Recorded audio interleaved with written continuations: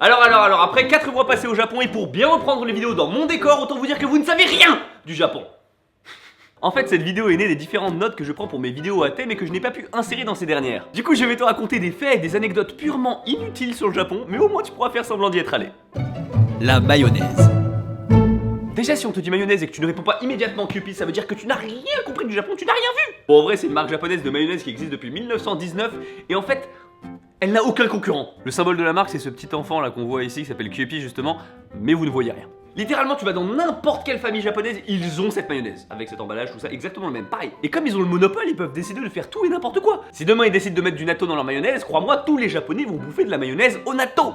Ah mais je te préviens, cette vidéo, ce sera que des trucs comme ça, hein. Le mystère des taxis. Jusqu'en 2012, tous les taxis japonais disposaient de 2 compteurs pour afficher le prix de la course. Savez-vous pourquoi?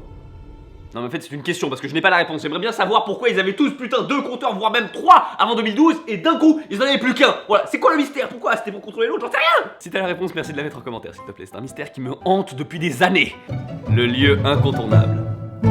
Quand j'étais au Japon, j'ai eu le plaisir de pouvoir discuter avec différents japonais qui avaient déjà visité la France. Et à chaque fois que je leur demande qu'est-ce qu'ils ont visité, ils me répondent Paris et un autre lieu. Et cet autre lieu est toujours le même. À votre avis c'est quoi? Lille, Lyon, Strasbourg, Versailles? Non, c'est le Mont Saint-Michel. Je ne sais pas ce qu'ils ont avec ce monument, mais littéralement, c'est un b.a.-ba de la visite en France pour eux. Voilà, c'est Paris et le Mont Saint-Michel et les omelettes de la mer Poulard. Voilà, s'ils ne font pas ça, ils ont raté leur visite de la France.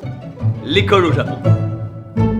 Je peux encore vous apprendre plein de choses sur l'école au Japon parce que croyez-moi, je n'ai pas encore vidé mon sac. Dans l'établissement, en été, il fait chaud et on ne peut pas se permettre de mettre de la clim dans toutes les salles de classe. En revanche, il y a systématiquement une salle qui est extrêmement bien climatisée, limite il fait froid. Il s'agit non pas du frigo, de la salle de musique. Ne me demandez pas pourquoi, je pense peut-être que c'est pour la conservation des instruments, mais en tout cas, il fait froid, il fait trop bon, c'est trop bien. Et justement, quand vient l'été et que tu es un écolier japonais, il te vient une soudaine passion pour la musique qui vient de nulle part. Comme ça, tu choisis musique pour ton atelier de l'après-midi et à toi le bonheur de la clim lorsque tout le monde crève de chaud. Autre chose sur l'école parce que je sais que ça vous intéresse beaucoup. Je vous ai déjà dit que c'était des élèves qui étaient responsables de servir le repas au reste de la classe. La nourriture est apportée sur un plateau dans des marmites et les élèves responsables remplissent les assiettes. En revanche, les quantités sont prévues pour qu'il y ait un peu trop de nourriture. Mais souvent, il y a trop de demandes pour trop peu de reste.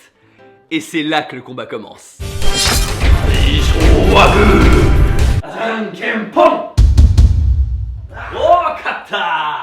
Et oui, on détermine au pierre-feuille-ciseaux celui ou celle qui aura la précieuse nourriture. Et quand tu rentres à l'école au Japon, tu vas vite comprendre que littéralement tout se joue au pierre-feuille-ciseaux. La majeure partie des gens pensent que c'est un vulgaire jeu de hasard, mais il existe des techniques. Attends, c'est pas censé être une vidéo sur le Japon? Ah, ça va, c'est bon. En France, on dit 1, 2, 3, pierre, feuille, ciseaux. Et comme on sait en fait qu'il y a une équi-probabilité de gagner, bah du coup, à part si tu fais le puits, notre cerveau va avoir tendance à prendre le dernier truc qu'il a dit, c'est-à-dire les ciseaux. Du coup, en France, pour gagner au premier tour, il faut souvent faire pierre. Mais au Japon, on ne dit pas 1, 2, 3, pierre, feuille, ciseaux. On dit saisho wa gu, asan kempon. Avec le mot gu qui signifie la pierre, on va avoir tendance de la même manière à faire pierre au premier tour. Et donc au Japon, pour souvent gagner au premier tour, il faut faire la feuille. Bien sûr, cette technique ne fonctionne pas à tous les coups, mais je peux te dire que grâce à celle-ci, j'ai mangé un bon paquet de desserts.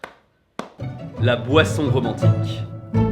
Là c'est plus sur les dates au Japon et c'est une japonaise qui m'avait donné cette info. Personnellement je trouve que c'est du grand n'importe quoi, mais après tout pourquoi pas. On m'a dit que lorsqu'une japonaise commande pour son premier rendez-vous du jus d'orange, c'est très bon signe. Pourquoi? La réponse était pour faire paraître ses mains plus jolies. Mais bordel de merde, ça n'a aucun... En fait la réfraction de la lumière sur le verre de jus d'orange renverrait une lumière orangée tamisée sur les mains qui les rendrait plus jolies. Tu m'étonnes que les autres pays le prennent pour des fous. Mais finalement ce genre de petite attention je trouve ça quand même assez mignon. Le hanami.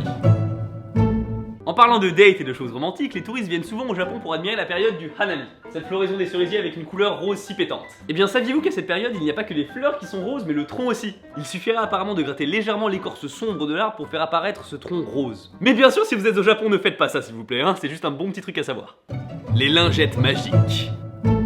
Alors c'est pas un placement de produit, mais ces lingettes m'ont choqué. Là en ce moment en France c'est l'été, il fait chaud, on se plaint, mais au Japon c'est un autre délire. 38 degrés, ressenti 45 avec 80% de taux d'humidité. Je sais pas vraiment si vous comprenez ce que ça veut dire, mais en gros tu sors de chez toi, t'es en sueur. Mais attention, je ne te parle pas de la petite gouttelette d'eau qui ruisselle le long de ton front, non, je te parle de la formation de bulles d'eau sur ton corps telles des pustules. Ah c'est dégueulasse. Bref, dans tout ça on m'a présenté ces lingettes. À première vue je pensais juste que c'était des lingettes pour s'essuyer le front, tout ce qui est plus banal. Qu'est-ce que j'étais naïf. Ce truc a un pouvoir rafraîchissant de fou. Je sais pas vraiment comment vous l'expliquer, mais vous le passez comme ça sur votre corps, et en fait, l'effet ne vient pas tout de suite. T'attends un petit peu, et après tu vas avoir un effet de fraîcheur. Et la première fois que j'ai eu cette serviette, le mec qui me l'avait donnée m'a bien dit « Attention, faut pas le mettre sur le visage !» J'ai voulu faire le malin. Littéralement, j'ai l'impression que mon visage était comme ça. Ah Tellement je sais à quel point ça fait mal, j'ai même pas envie de vous le faire en vidéo. La photocopieuse. Petite histoire qu'on m'a racontée sur le travail au Japon. Plus ton bureau est loin de la photocopieuse, plus ton salaire est élevé. Ça vient du fait que la photocopieuse est associée à des tâches un peu ingrates. Vous voyez là, les effets de la serviette, là, ça vient maintenant, là. C'est froid. Du coup, j'ai un pote au Japon, on lui a proposé de changer de bureau dans l'open space pour aller plus loin de la photocopieuse. Ça le saoulait de bouger, donc il a refusé, et il s'est aperçu grâce à ses collègues quelques mois plus tard qu'il avait refusé en vérité une augmentation de plus de 30%. Le Castella. L'histoire du Castella. Alors celle-là, j'en suis pas si sûr, mais je la trouve plutôt rigolote. Au Japon, on a une pâtisserie très connue qui s'appelle le Castella, et comme elle s'écrit en katakana, ça veut dire que c'est un mot qui vient de l'étranger. Et en effet, ce gâteau a des origines portugaises. Cependant, il n'y a aucun gâteau au Portugal qui a le nom de Castella. En effet, la légende voudrait que lorsque les Portugais sont arrivés au Japon, ils ont fait goûter ce gâteau. Les Japonais, en goûtant ce gâteau, l'ont trouvé très bon et ont voulu savoir comment s'appelait ce gâteau en pointant du doigt la boîte de ce gâteau. Or, sur l'emballage du gâteau, il y avait le dessin d'un château. Les Portugais, pensant que les Japonais voulaient savoir comment se disait château, ont dit Castella. Et les Japonais ont fait la confusion entre le château et le gâteau. Sur ce, merci beaucoup d'avoir regardé cette vidéo jusqu'au bout. Voilà, c'était vraiment quelques notes que j'avais pris à droite à gauche. Enfin, j'espère que cette vidéo plus détente, plus vacances t'aura plu. Et si tel est le cas, n'oublie pas de lâcher le pouce bleu, ça fait toujours très plaisir. Et je te dis à la prochaine. Tchuss. もう足びぬ夜やいそうさちむどん